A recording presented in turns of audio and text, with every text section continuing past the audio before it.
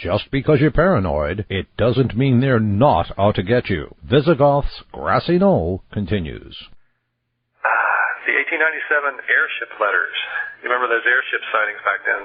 They had a whole series of letters that were supposedly written by somebody that was on the ship, and I don't know that much about it, but I remember they were written, I did note that they were written in blue and red ink, very similar to the Vero edition of the UFO book by Jessup that everyone made such a ruckus during the Philadelphia experiment because it had all these supposedly alien writings in the margins in blue and red ink.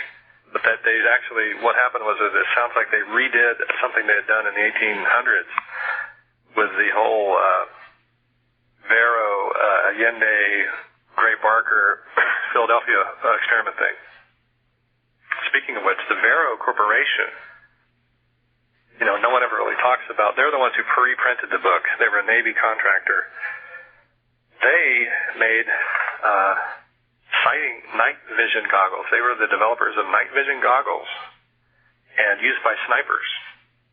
So it starts to get back into that whole thing about laser or supposed lightning strike victims being found all over Mothman country and people being disappearing and so forth.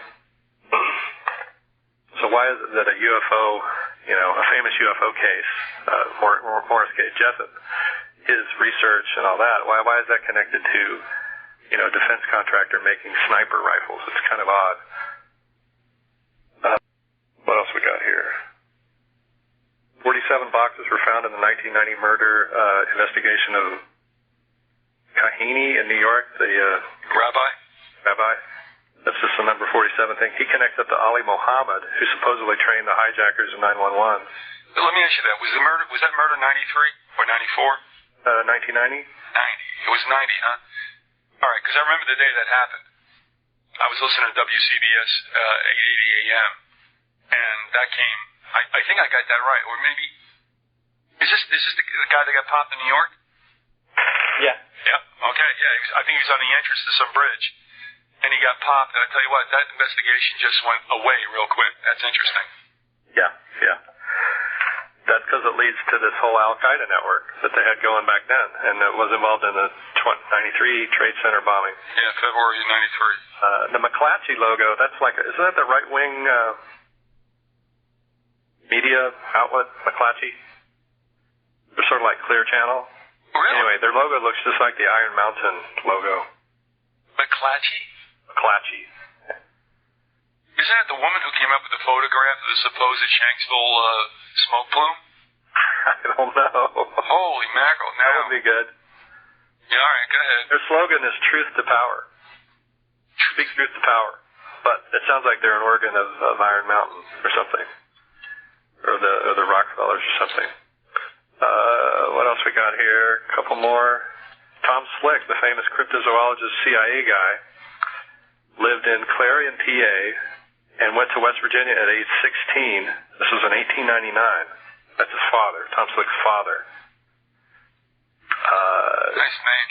1899, worked in the oil fields, and Tom Slick Jr. did too with his father. And so he made $75 million. He left it to Tom Slick Jr. when he was 14 years old, and that's how Tom Slick became the guy going to Tibet to find the Yeti and all that stuff. But they have a West Virginia connection. They made their money there in the oil field. Probably probably have links to Rockefeller. They had bomb squads at the Fresh Kills 911 sorting area. Did you ever hear that one? No. That's the testimony of a Red Cross volunteer named Atmo Kabir, Kabir. Now, why did they have bomb squads at Fresh Kills if they were sorting 911 refuse? Where'd you pick that up from? What's the site for that? I don't remember the site. I mean the CITE. Do you have some kind of bibliographical reference for where that popped up? I imagine if you type that guy's name in, you'll get it. Atmo, A-T-M-O, Kabir. All right, well, of course, why would that make sense? That would make sense.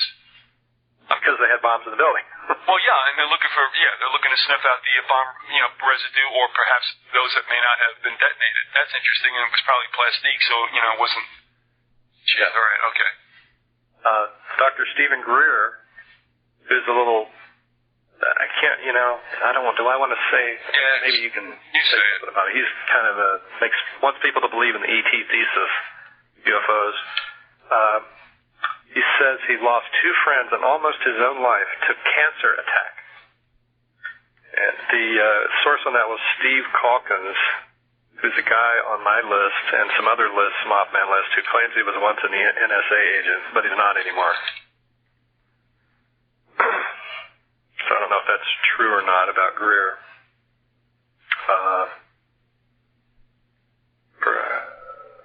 There's a hangar connection, air hangars, Akron, Ohio, the air dock. Have you ever heard of that? That's this big air dock that Goodyear and the Rockefellers built for dirigibles. Really? Out of where, again, is this? In Ohio? Akron. Goodyear. Right. Goodyear's basically a Rockefeller company, too. And I guess what I'm getting, one of my theories, of course, is that the Hindenburg was a Rockefeller plot, or big oil plot, let's say, to make sure that cheaper ways of flight weren't available, Mm-hmm. Because that whole thing was kind of odd, how that all happened, Hindenburg. But there were definitely Goodyear people involved in the Hindenburg development and so forth. That's the one that got singed in southern New Jersey. Yeah. And there's all these, major correlations between Goodyear and the Germans. All right. The Germans and Goodyear were developing the whole, thing. And interestingly, I recently was reading about some of these cattle mutilations, and somebody got a really up close look at one, and what looked like a helicopter, a silent helicopter from once you got close, and you beyond the the glare of the lights that were shining out from it, you could see that it was a dirigible on top. So this is one possibility for the cow mutilations, so that they're using, sophisticated dirigibles that don't make any noise, but making them look like something else, using configurations of lights. All right. Let me stop you right there just for a second, okay? I want to talk about the dirigibles. All right. I'm going to ask you to go back. McClatchy? Mm-hmm. All right. Just restate what who that personage was. Well, unfortunately, I don't. I just remember I keep hearing McClatchy on the news, on various places, and it sounds like a right-wing kind of media outlet. Is that happening now, or is this time gone by? Now. So I'm looking it up here. Because I did look up. That's why I was a little detached. Sorry to do this. Plus, my internet was like spinning around. Yeah, McClatchy is the woman. It's the 3rd largest newspaper in the U.S. Wow. Belonging to the McClatchys? Is that her? Yes. Now, what did she do again? This is a stinker. And Wing TV met her, and she was, excuse my French, a raging bitch. She's supposedly a realtor out in Shanksville. And no way. Yes, and she heard the rumble. She heard the rumble, supposedly, ran outside and took the famous photo. There's no way. No way. That is not, I thought that was like just like some regular old lady. You're telling me this is like a wealthy... I don't know if she's wealthy, but she's a realtor out in Shanksville. The name's the same, though. You're saying the name's the same. You don't know that that's her? All I know is that when you said McClatchy, my ears went up because I'm like, this is the same last name of the woman who shoots this bogus photo of what's supposed to be a smoke plume from the crashed Flight 93. Wow. And it can't be because it's a freaking ordnance mushroom. When a plane hits the ground, you don't get a mushroom-shaped cloud. Okay? That's ordnance. That's not a plane. And the whole thing is bogus. And Wing TV went out and talked to her, and she wasn't nasty. And, the whole thing about, the timing of how she could hear it and go out. And you know the photo. Can you see it in your mind's eye, Andy? That black mushroom beyond the red barn? Yeah, so we don't know that she's really a member of the McClatchy family other than the name has it. Well, apparently it might be her old man, too. I mean, if that's his name. But, it wouldn't surprise me if they handpicked somebody who could go off with this bogus thing, which obviously it is. She's trying to sell this stinker, and it's not true. Yeah. Well, I can tell you that logo, their logo really looks like Iron Mountain. I mean, it's almost identical. All right, can you ship me a link for that kind of stuff, too, would you? So I can take a look at... I'm just looking at McClatchy.com. That's what you did? Media. But that's... Yeah. I mean, it's just like Iron Mountain, except it has a little extra pyramid in it. That's funny, because what was Iron Mountain developed for? Mushroom harvesting. All right, never mind. You do know that, right? Say yes. No, yeah, Iron Mountain was... You mentioned that, yeah. Yeah, well, that's the way... I mean, you can go to the website and take a look for yourself. They're not in Westchester County. They're in Dutchess, or they're in Columbia, I forget. Yeah. And they're not far from... Anyway, they're a little bit south from, that would be Hudson, New York. But the thing was, the guy was trying to create a mushroom business, and it went belly up. But here he had done all this cavernous work, because mushrooms have to be in that dank environment, and he turned it over into, voila, a document depository. So, you can't make this stuff up. Well, another company that shuttles things around in trucks is Garda. Oh, Garda. That's a new, what do you call a company that moves money around? And I saw it and I thought, well, all you need there is a U and you have Garuda. But it does play up the aspect of the name Guardian, I think, comes from Garuda. I think the two are related. Okay.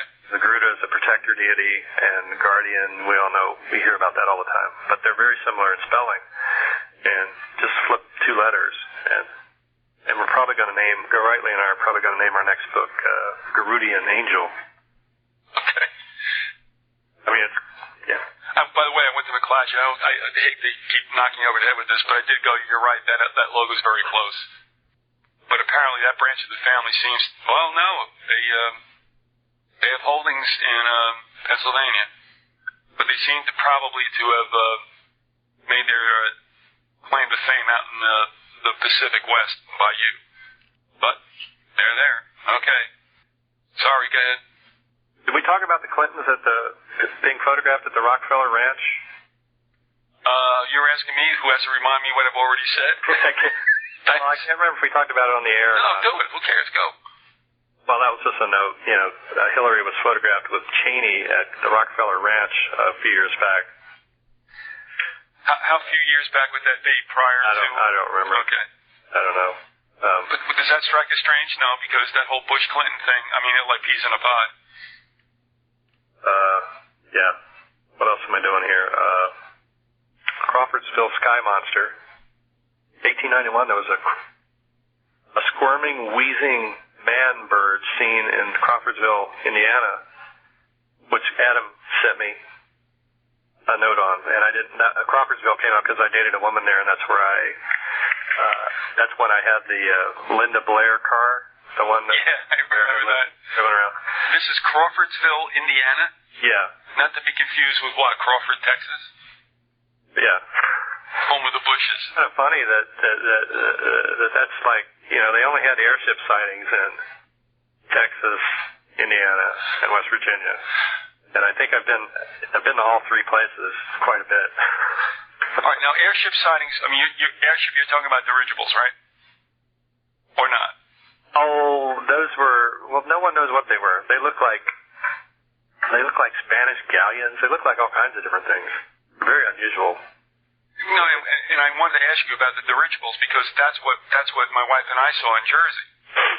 And we thought it was something landing in Teterboro, which is where they moored dirigibles, especially those, the blimps, if you will, that used to shoot like Monday Night Football at Giant Stadium or something like that. They'd hang out in Teterboro. So in a way, we thought that was kind of normal, except that when it went behind a bank of clouds, it never reappeared. Huh. So, and then when you're talking about using it for what might be stealthy, undetectable involvement in cattle mutilations. Well, whatever we saw certainly looked like it was a dirigible, and then it just was gone. So what, in fact, can these things do, if, in fact, they're dirigibles or they look like them? Talk about cigar shapes.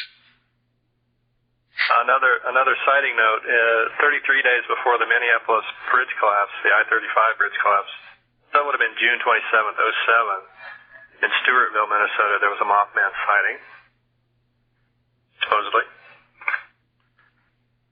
Do you remember where you got that from? What? Do you remember where you got that from? No. Okay. Usually I write where I get things, but I'm a little... No, because you and I had contacted each other right after the collapse. It was the old story about, there were workers on the bridge prior to that. Just was what happened in Point Pleasant. Yeah. Good old workers on the bridge before the thing goes down. And now I'm starting to wonder about what happened with that overpass in Arkansas on I-40. Well, I think it was I think I may have mentioned that the Tesla coil may have been used in Point Pleasant, because that's in a black box. And they had this... The black box that everyone was seeing in Point Pleasant could have been either a Tesla coil, which causes vibration, eventually bringing anything down, right? I mean, Tesla probably fractured the entire Earth with it. If you set one up big enough, and you let it run for long enough, it would crack the Earth. Maybe that's what caused all the continents to split, like somebody invented one early in some previous age. But it could have been that, or it could have been this mind control box that would alter, brain waves enough.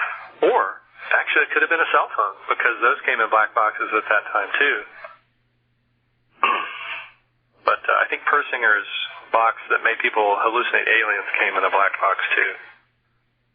The one that Puharich kind of had access to, supposedly, or knew about. What color was Pandora's box, do you know? I don't know. You?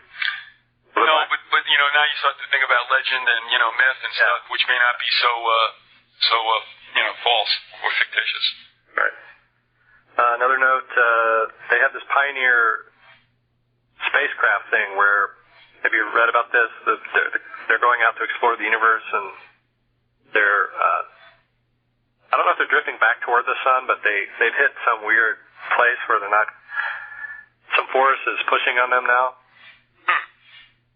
And I think this is a ring force of gravity that probably is just a more subtle field further out away from the sun.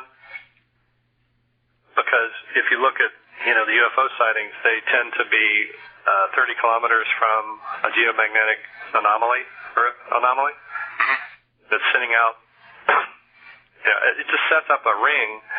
At that point, you've got a membrane, like an energy membrane, and it makes it harder for things to travel out. And I think that's why the UFOs will just tend to circle around it, like and it's just basic molecular, atomic kind of theory here, is that electrons like to circle around something because they reaches a point where they don't have enough energy to keep going, so they just circle.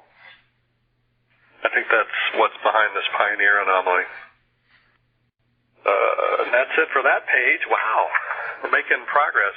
How much time you got? Let's hit one more thing, or a place where you can, you feel it's a good point to call it a day. Okay, did I finish this page? Let's see.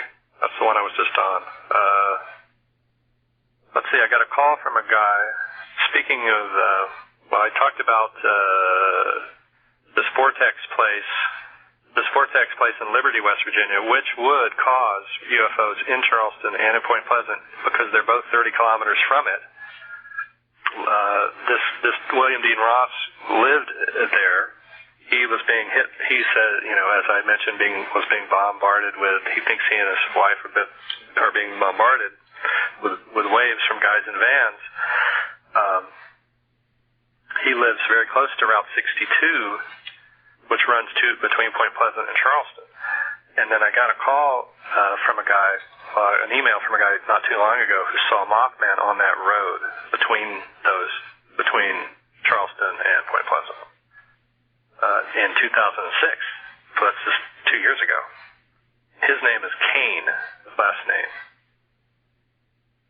Keen? Cain, C-A-I-N. I think it was John Cain.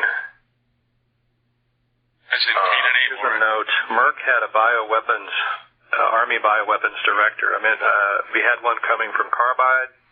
We had Leighton's father being a bioweapons director. And now we've got one from Merck that I found out about. Merck was behind, now who said this? Dr. Hillman? Yes.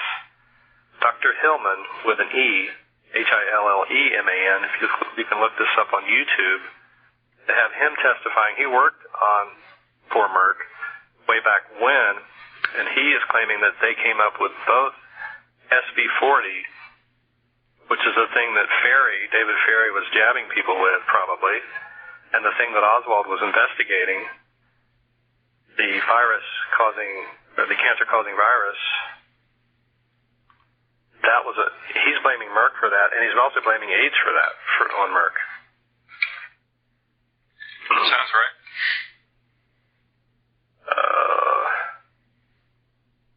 And that Rockefeller Ranch, by the way, is called the YK Ranch. And I believe it's down there where Cheney shot the guy in the face in that part of Texas. Yeah, when he peppered him, yeah. Yeah, that's probably in the same area. So we've got the Clintons hanging around down there. Although it may have been in Colorado. I may be wrong. Well, it doesn't make a difference. Colorado's just as bad. For Spook Central. Someone just told me that their father-in-law was at Fort Carson. He was,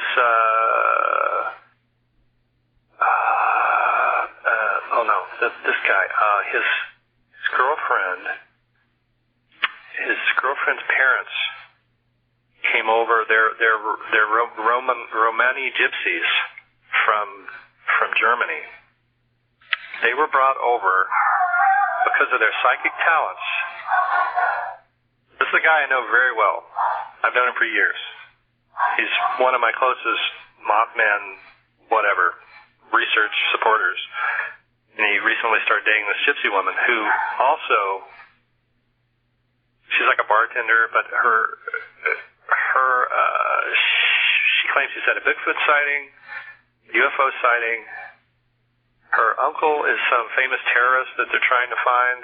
They can't find him, or he's in jail. I don't want to know too much about that because I don't want to get on a call list. Right. Neither does he, so he doesn't want her calling him at home. So they have this odd relationship. But let's see. Father came from Germany. Mother had psychic talents, and they set him up at Fort Carson. Fort Carson is where Carlos Allende, the Philadelphia experiment witness, spent his last days before dying. And it's where I think that they probably brought anybody from Tibet or a higher elevation country to use for psychic work. They probably brought them there because it would be easier on their bodies. But also that whole modus operandi sounds like what Hitler did when he brought the Buddhists in the bunker so they could just perform their mojo. As you've heard that story, right? Yeah. But that would be bad for them. That's if you took a Tibetan and you stuck it in the basement in Berlin, it would kill him. It wouldn't last very long. Well, that's true because when the Russians broke through, there were about 50 of them dead. Yeah. I'm gonna make light of that, but it's like But in good old Colorado, oh, that's strange. Now, Colorado and West Virginia, boy, I tell you what, the two of them, holy mackerel. Did you know that Donner and Blitzen means thunder and lightning? No. So you have a Santa, there's all these links between Christ and the Thunderbird or the Garuda, and that's another one of them. Donner and Blitzen. Thunder and lightning. And so should we assume that might be what, Germanic etymology? Yeah. And of course Santa Claus, yeah, okay. Poppy Bush has given several speeches to Reverend Sun Myung Moon groups. Did you know that? No. But let me just throw something in here real quick. Eric Lee Jewell did an expose on Sun Myung Moon and his financial ties to many American televangelists. Are you familiar with that work? Yeah. All right. And, one of the things he told me, I don't know he went or what happened, but he knew that there was a white van that was always around, or a white whatever it was. But I mean, he was well aware he was being surveilled. And one day, as she was wont to do, his wife went out for her like daily routine walk and didn't come home. And he found her with her brain fried, having been raped in some hospital. This, I think, was out in Oklahoma. And anyway, so Sun Myung Moon, televangelists, white vans, and I guess somewhat imputed government nefarious dealings. Wow. Yeah, I mean, the last I heard, I mean, he was in Arkansas, and he was, I guess you could say, sitting on his wife, who was never the same again, and he wanted to tape some information he wanted to share in case anything happened to him. And I'm like, okay. And then he never got back to me. And the next thing I knew, he was nowhere to be found. He had divorced her, apparently gotten remarried. His website went down. And what's interesting about his website was that the cat who did the graphics and all that stuff on the website for Jeff Rentz, whose last name is Neff, also did Eric Lee Jules. So here's back at you a little bit, Andy, with like, all roads lead to Kevin Bacon, you know what I mean? Mm-hmm. What in the world was going on there? So another interesting episode, but that was triggered by your talking about Sung Young. Here's one. That company that John Paul worked for at Auschwitz that sold the gas? IG Farben. Well, it was Solvay, which is a division by IG Farben. Guess where Solvay has another big plant? Big California. Nope. Where? Mothman country. In Ashland, Kentucky. It's called Solvay? Yeah. Solvay. They have a big plant there in Ashland, and that's where, probably where a lot of these people got together. You got Manson sitting there, Lindy England, the Abu Ghraib chick who took the photos, Carl Stanley, the ULC minister, that wandering bishop guy who brought David Ferry into the order. Something called Man's Back Steel is there. Ashland Oil. Let me ask you this: the ULC is the Universal Life Church, by the way. Richard Branson's now in that. He just was ordained. Yeah. What a jerk! Now I got to tell you. So was Fred Krisman, the guy at Maury Island. The CIA dude. Yeah. Branson cost me money, but that's okay. I got a stock tip a long time ago. I'll leave it there. Okay. Well, let me ask you. No, of course I'm not. You remember Cott Soda when you were growing up? It's disappeared. COTT. Yeah. You remember that vaguely? Cott Soda was a player back in the '60s. I remember. All right. Well, he bought it. Before you even say it, that was my first Little League team. I played for Cott's Soda. Well, Cott was bought by... I have photos. I can prove it. I believe it. It had those crazy little cans or bottles with a... I don't know. It was weird. I never... Yeah, anyway. Well, Cott is the name of the black goo from Egypt. Or no, that was Chem. Cott is... I guess Cott is the opium-based stuff. Or the stuff they make hash from. I can't remember. Well, yes, there is a different spelling of cot.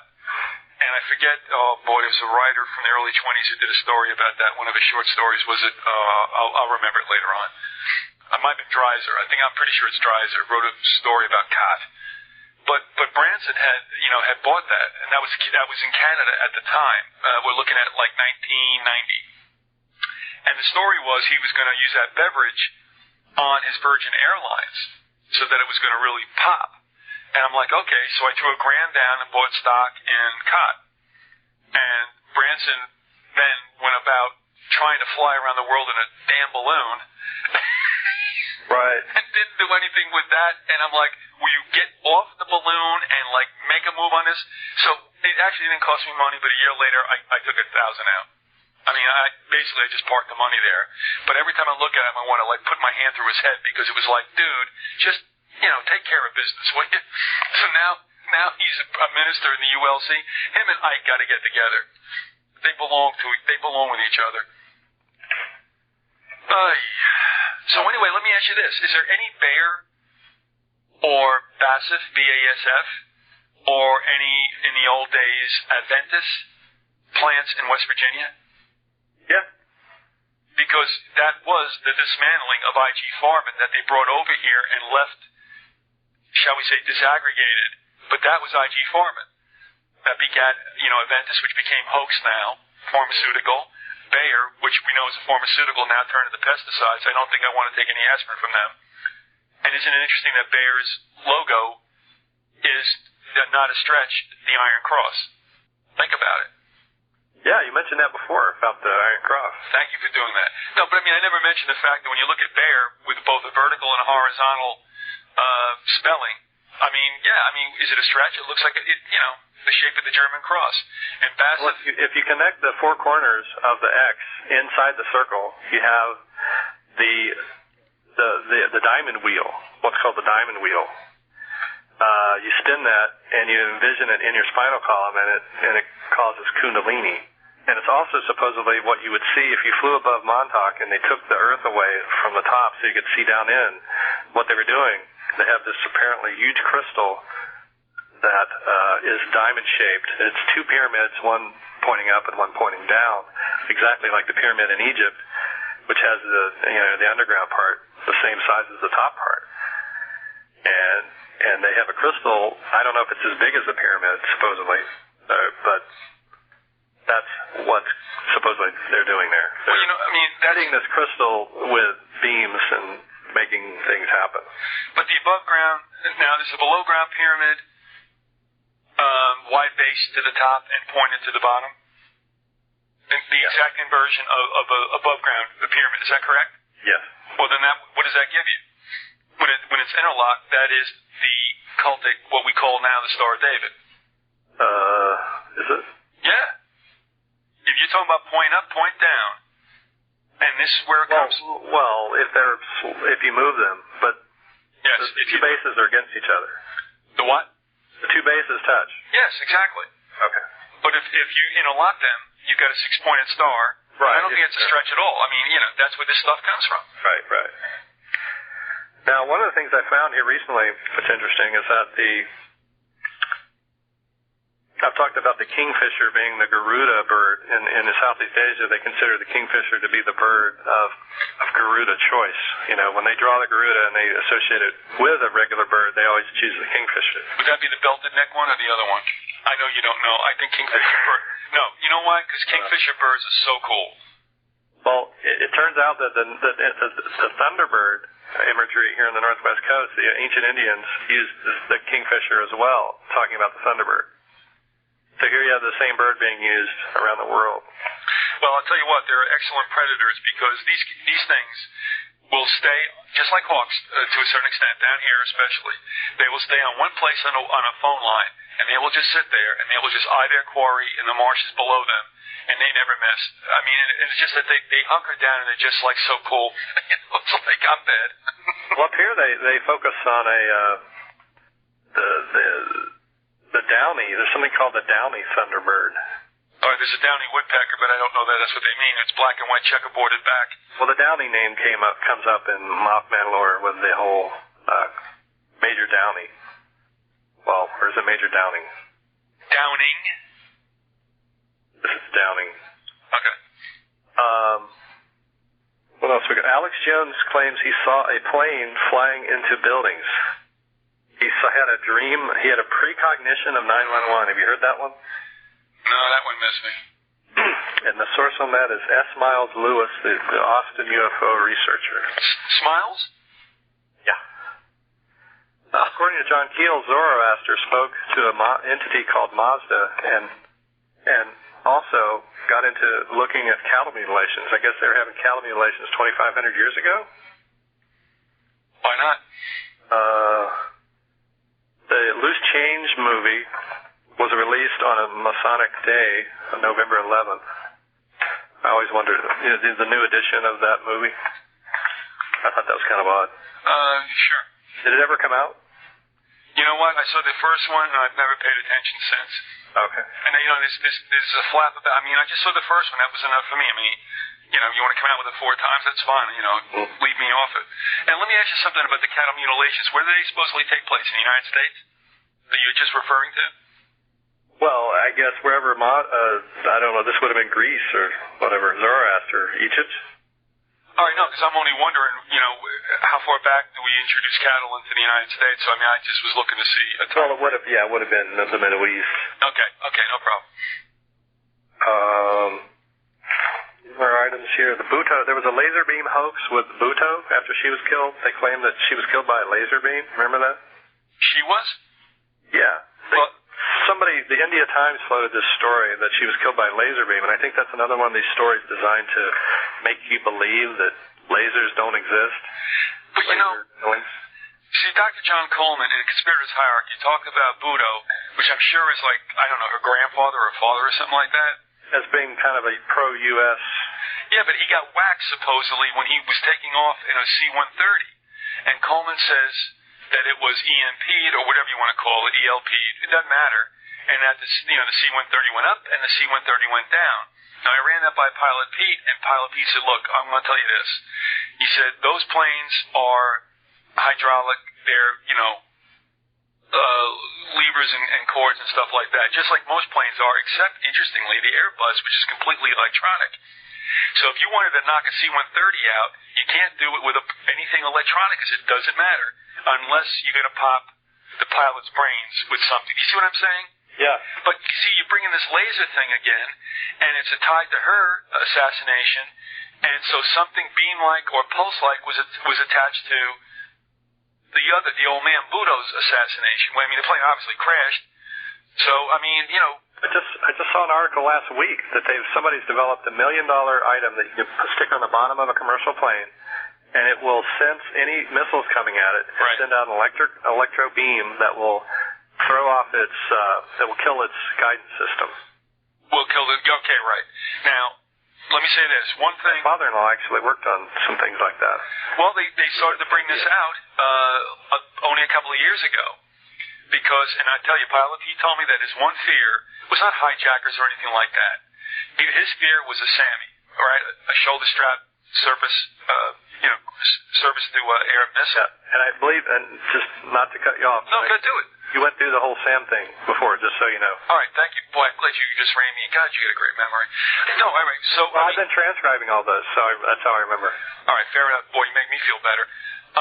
But, of course, that was his fear, and what's interesting also is that scenario that we talk about, this was included in the Keating book, The Final Jihad. Are you aware of that? You went through the Keating thing, yeah. Yeah, all right. In Mothman 3. Your whole thing on that. Okay, so, I mean, all I'm saying is that they had devised this, and they were supposed to implement it, but of course, it's too expensive, and they've not yet done it on airliners. There was a guy named George Clark, I'm moving on, who logged all the different fake calls that John Keel was getting for John Keel, and he found out it couldn't have been done by one person. It had to be a conspiracy, a group thing that was being done. Okay. Because it sounds like they were doing the fake synthetic voice thing back then, even. Well, all right, now, be clear. Synthetic voice means they're doing voice replication. Yeah, because people with Keel's voice were calling people, and people with Gray Barker's voice were calling people, but it obviously wasn't either one of them. They've proven it, and they've proven that it would have taken a group of people to do it. But do you know that the technology was in place at that time? Well, I know cell phones were, so I imagine they had the voice synthetic stuff too. At least if they, some early version where they could, work hard enough on it to make. All right, what was the time frame though of this incident with Keel? 60s, late 60s. You know what? That's huge. You understand that? Because that explains also why on 9/11 you can have people supposedly talking to their loved ones, who may have not been talking to their loved ones. If NSA has voice prints of enough of us, or targeted, they could do that. It would not be a stretch. If they could do it in the 60s, why not in the 21st century? By the way, if you wanted to check out that article about Donner Blitzen, that's called The Nazis' Hijack of Christmas, and it's in Fate magazine, like the last issue. Really? No, it was in November 2007. All right. and Alex Tomlinson was the author. Connor Blitzen. Northgate Mall, which I did some interviewing at here in Seattle, turns out to have been the first mall in the United States that took everyone away from Main Street to a mall where they had to park in each parking lot. Right. There was some paranormal stuff that's happened there, so I was kind of wondering what that was all about. But don't you think that malls are excellent places for observation? And, I'm not saying they're trying to, I'm sure they're testing. Well, who do you think was behind the mall concept? Probably the Rockefellers. But anyway, go ahead. No. Tell me, how do you know that? Oh, it's just my feeling. I was reading an article.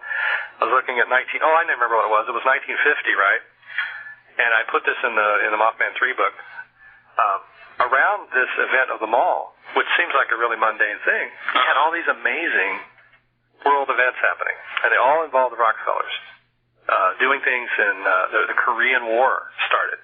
All these things that you can definitely tell were their whole internationalist, Pacific Rim program. Right.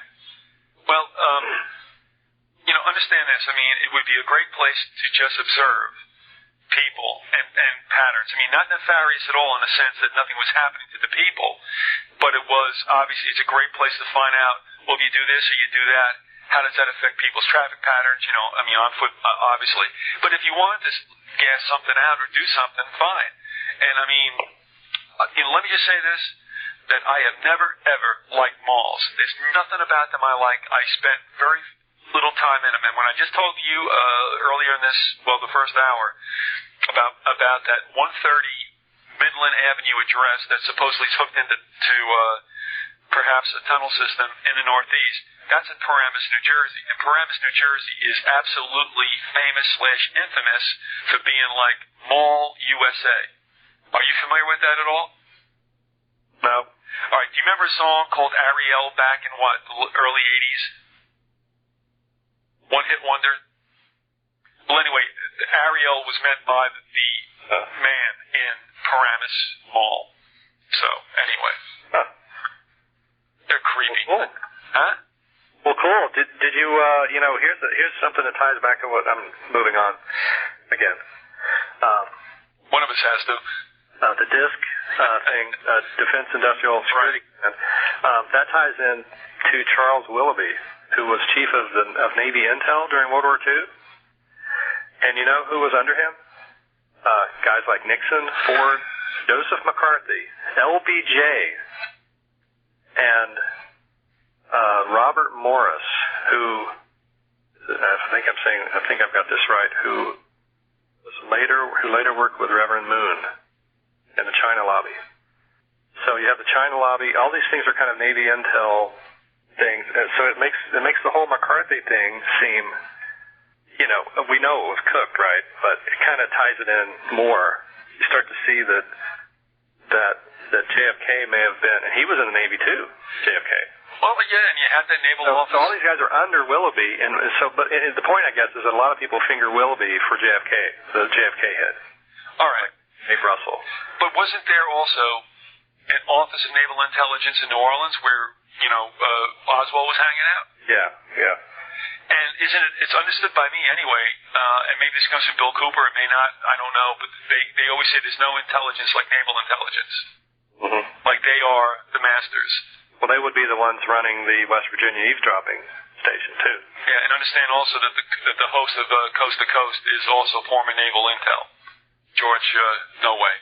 Now, the sinister thing about Willoughby is that he was very tight with the Germans, and he went by the name of Kurt Weidenbach. That was his alias. I mean, he was like, serious intel.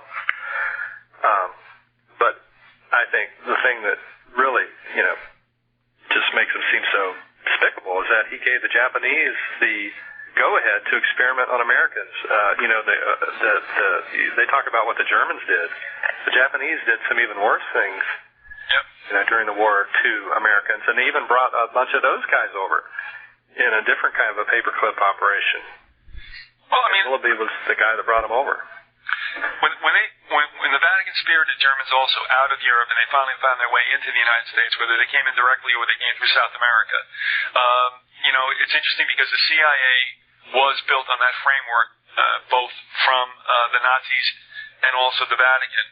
And we won't go on all that, but there is definitely correlation between the cardinals in the United States with Egan or whoever presides in New York City being on top of this whole thing. And it's also now known, and at least the Collins brothers finally admitted, that the probably global intelligence network is run by those in the chain of the Knights of Malta. So I'll let that go at that, but I'll just throw that out. I mean, folks who've been listening understand where that's all coming from. Well, apparently some CFR agents gave up the Dora rocket facility to the Russians. Have you ever heard that story? I mean, just one of the examples of some of the things they did. Anyway. Well, I mean, and again, who started the CFR? The Rockefellers. And again, they're tied in. How many blocks away are they from St. Patrick's? So anyway. That was one of my notes, so I don't know if it related exactly to what you just said. But no, that's okay. I mean, hey. Got like one page of notes left before I'm done with all of them, and I'm like so happy. I tell you what, we're coming up on 12 minutes before 2 hours. You just want to stretch it to 12 more? Well, I mean... and do the calendar later? One more thing about that whole Ashland thing, by the way. Sure. I forgot about. Was around the time that I found out about this whole Ashland Solvay thing and Hansen and all that, I was contacted by a gallery in Ashland to do a photo show at the Ann Davis Gallery. That hasn't materialized, but it was interesting. That came up at the same time. Also at the same time, there was a drone sighting nearby, sort of west of there, near Morehead State, where a guy saw a drone going across the moon. It was a full moon. It may have been an eclipse even that night. Some kind of odd moon thing where everybody was out looking at the moon, and this guy supposedly filmed his craft going across the sky. It looks very creepy. I don't know whatever happened with that, actually, but that happened around the same time, and I remember that Morehead State was investigating it, and they have like a NASA research center at Morehead State. By the way, that's a Moore name, Morehead. Yeah, it's like in the hill country of Kentucky, right? Yeah. Anyway. But what year was this again? That was this year. Last year. Okay. It'll come up probably when I do this calendar. And by the way, where are we in this calendar? I haven't done December yet. Was that in December? Looking here. What's that Morehead State? Anyway, we'll figure it out when I go through. But okay. I guess we're going to do that another time. But sure. Just to give a teaser, I guess, for that stuff. I noticed that there was a pattern, right after Christmas. You and I talked about how the terror drops off during Christmas. Right. Which it did. Let's look at that. Well, it did to a certain extent, but remember we had... Well, they keep it up with little indirect things. Well, we had the Nebraska mall shooting. There you go, another mall. Right, and when was that? That had to be in December. Because I said to myself, how in the world did this happen? Because, you don't do anything ever to chill. And let me just say something to you, too, Andy. That was the 5th. That was pretty early. But something bizarre about that, too.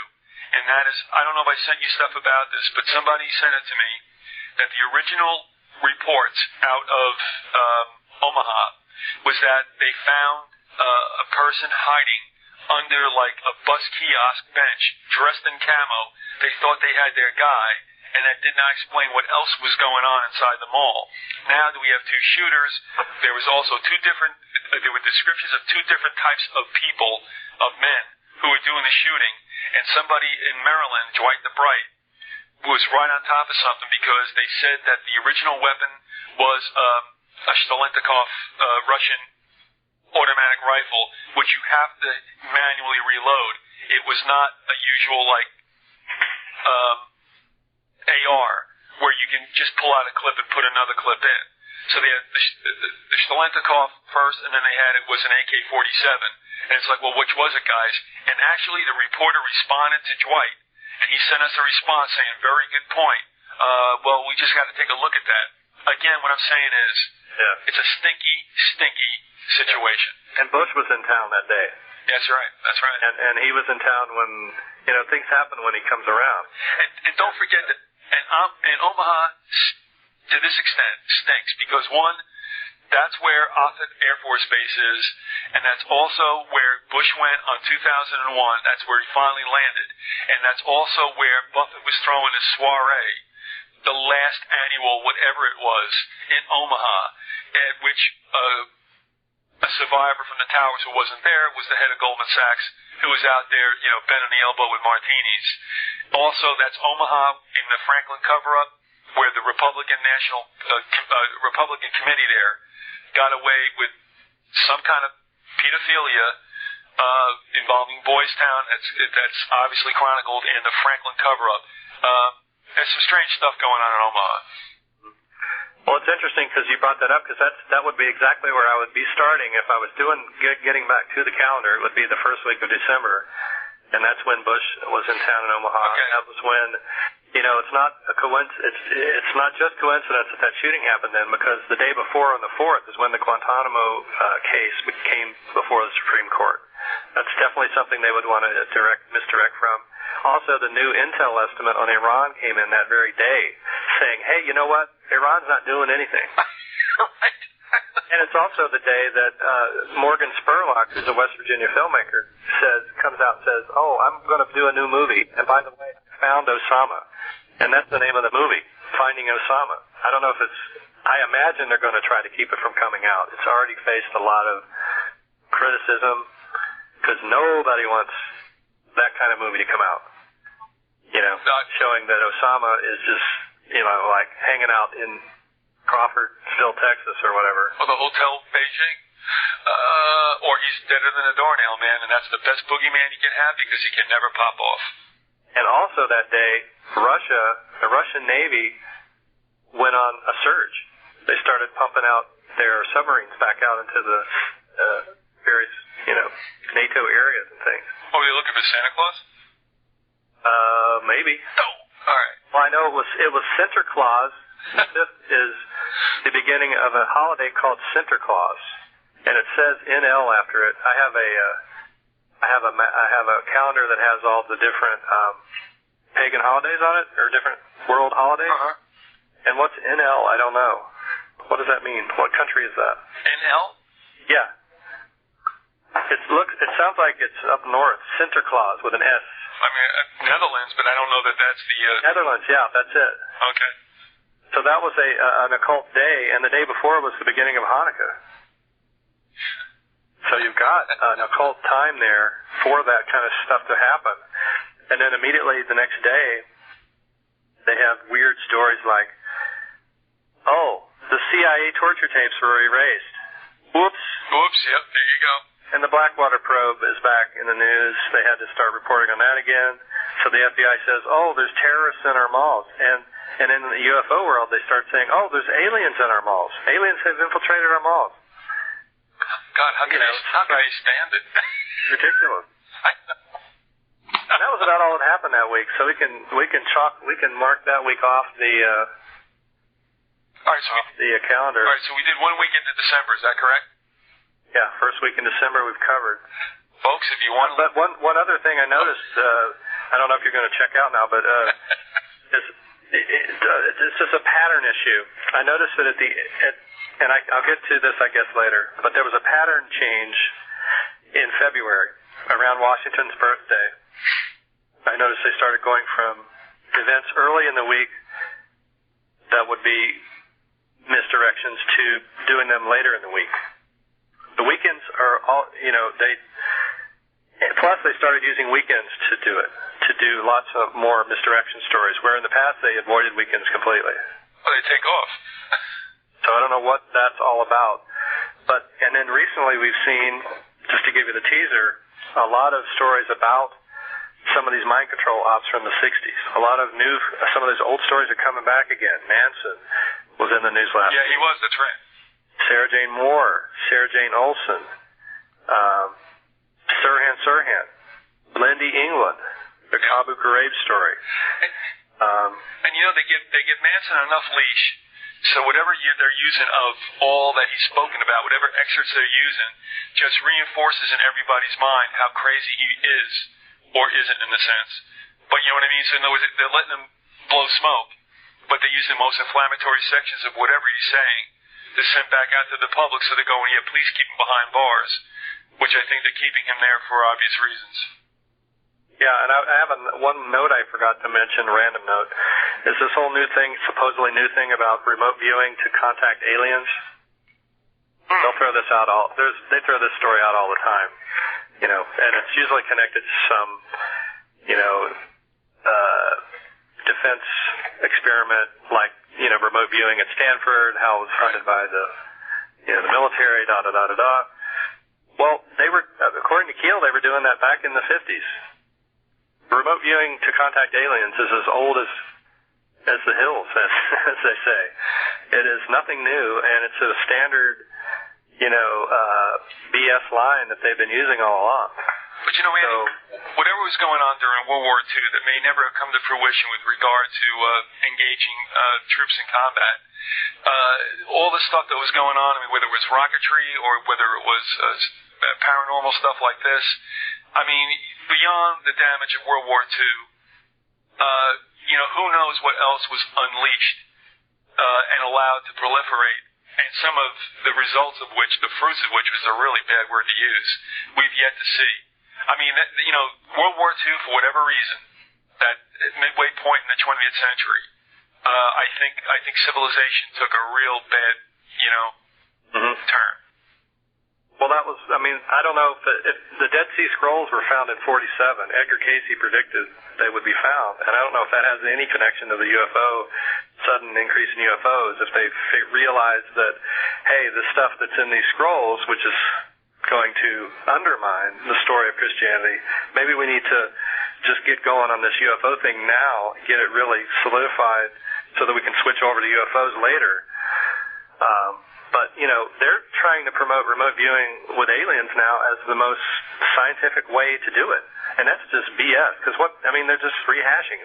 What they did was they came out with all these remote viewing books, I think, to really show how solid it is as a method. And then they can go back to claiming like they were before, hey, we're using this to contact aliens, so that means aliens must be real. It doesn't mean that aliens are real at all. I mean, if you set the human mind to finding a place in space, it can do it. And if you set the mind to contact an imaginary spirit, you know, out there, it can do that too. But it doesn't mean it's a real spirit, you know. The mind can do lots of interesting things, but it depends on the task it's given as to what you can say about the results. Yep. All right. And it's interesting that if you look into the whole MJ-12 scam, you find that supposedly the people running this UFO alien government are called the aviary, like the top guys. Yeah, right. Top guy is called the Falcon. There you go. Old bird imagery. Yep.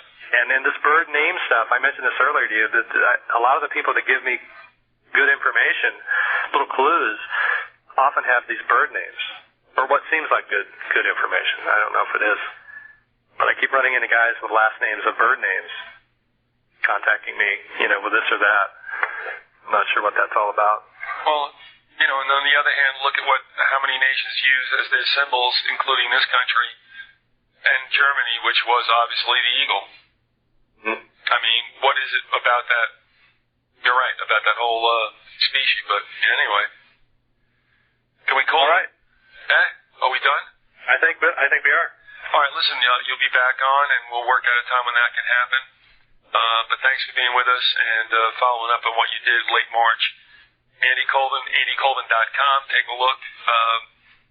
He's got books, he's got a DVD, and there's more on the way. So thanks for being with us, and I'll talk to you soon. Thanks, Ed. All right, we'll see you later. Bye. All right, bye-bye.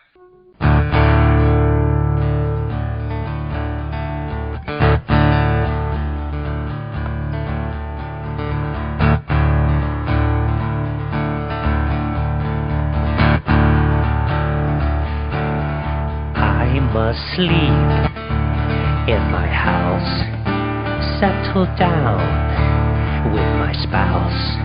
But when I look out the window at night, I see a face looking in, feeling fears. Bolting locks must remain in my box. Silent owl, hiding fox, both are found in the box.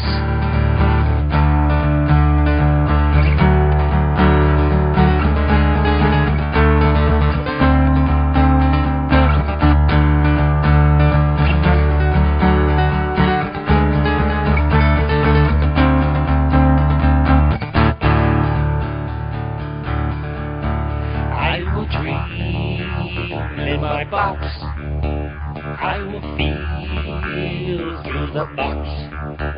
I see lights in the box. There is truth in the box. Hear the voice in the box. Hear the tick of the clock. Hear the voice from the box. There is truth in the box. There is truth in the box.